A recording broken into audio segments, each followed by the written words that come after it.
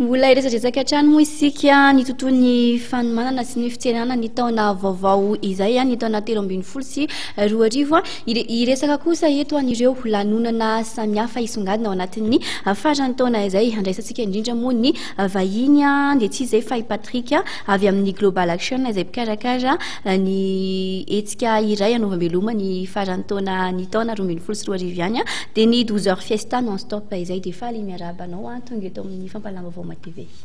Miarahaba ny mpanolotra amin'ny fandaharana sy ny mpijery ny vaovao rehetra ny tokantrano. Aloha tonga dia zavaina avy hatrany mikasika an'izay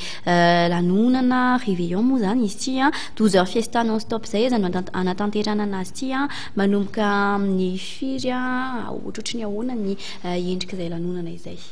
Ny 12 heures fiesta non stop izay karakarain'ny Global Action dia ao amin'ny cercle franco malgache Mahamasina Anosy. Amin'ny 12 heures fiesta non stop azy dia manomboka amin'ny 18h31 izy io ary tsy mifana raha tsy amin'ny nora sasany maraina amin'ny latsinainy 31 décembre 2012 réveillon. Aloha tsindritsika ihany hoe aiza ho aiza moa misy an'izay cercle franco malgache izay eo Mahamasina moa ilay izy teo fa afaka atorotra misy kokoa hoe aiza ho aiza no misy azy. Ny cercle franco malgache dia toerana efa somary efa elaela ihany izy io. Raha ny marimarina kokoa dia raha ampitany voninkazo fa fivarotana voninkazo taloha izany efa mivarotra tomobily izy amin'izao fotoana.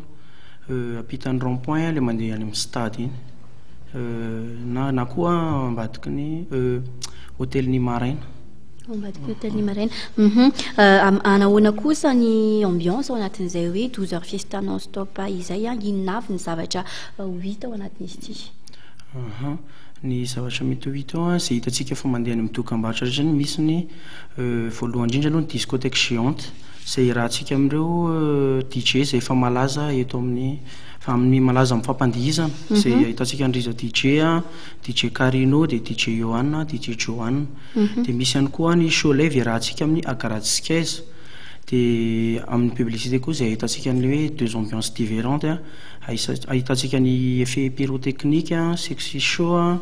misy koa ny espace jeux vidéo, dia ny table billard, élection Miss et Mister de l'année, karaoké sur écran géant, des barbecue party. Dia misy koa ny diverses animations rahantsika amin'ny partenaire sy ny sponsor officiel. Deux ambiances différentes izany hoe afaka ohatra hoe mandoa fidipidirana anankiray zany dia afaka mandeha amin'ireo hoe ambiance roa samihafa ireo zany. Mazava ho azy izany hoe entrée anankiray ihany ilay izy dia fidipidirana iray fa ao anatiny fotsiny misy an'ilay hoe outdoor sy indoor izany hoe afaka manao zavatra eto ivelany ianao dia afaka andraisanao anjara koa ny ao anatiny. Azo fatarina sady ary ve hoe ohatrino ny fandraisana anjara ao anatin'izy ity? Ny fandraisana anjara dia 10,000 ariary izay mbola arahana zava-pisotro maimaimpona ho an'ireo tovovavy 100 tonga voalohany. Manahoana kosa ny mikasika ny hoe sakafo ao anatin'izay? Ny lafin'ny sakafo indray dia araka ny efa nazatra ny Global Action hatramin'izay dia efa misy sakafo izany ao vonona ny andraisanantsika sy ny tsakitsaky rehetra dia miaraka amin'ny zava-pisotro efa voninao dia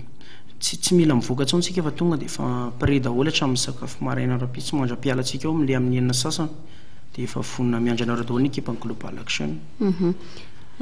Anahoana kosa ny misy ny teo hoe discothèque géante eo ihany koa ny hoe show live iarahana amin'ny Agradsi Skies anahoana izay show live izay manokana manomboka amin'ny firy eo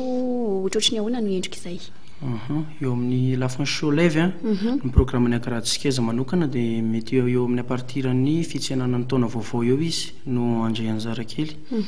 Dia ny fehim-potoana angambany tsy dia oferana fa miankina amin'ny ambiance eo ihany fa raha misy ny fangatahana ankizy hoe hiverenany miakatra dia afonany amin'ny efa fahapoantsika ny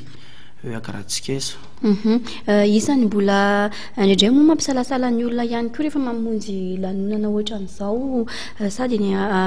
mikasika manokana hoe ny moa zany ny parking ny sécurité ao anatin'izay satria alina ny andro ao anatin'ny fety ihany koa isika zao manahoana ny mikasika an'izay manokana.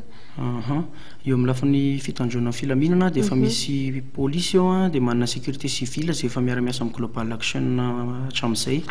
eo amin'ny lafiny moto aloha zany dia azontsika ampidirina tsara amin'ny tokotany dia misy ny sécurité manokana ny amin'izay ny tomobile koa malalaka be le amin'ny sisiny iny dia efa misy ny sécurité napetraka hiandry an'izay zany hoe tsisy atahorantsika mihitsy zany ny fiarahana amin'io miandry anareo zay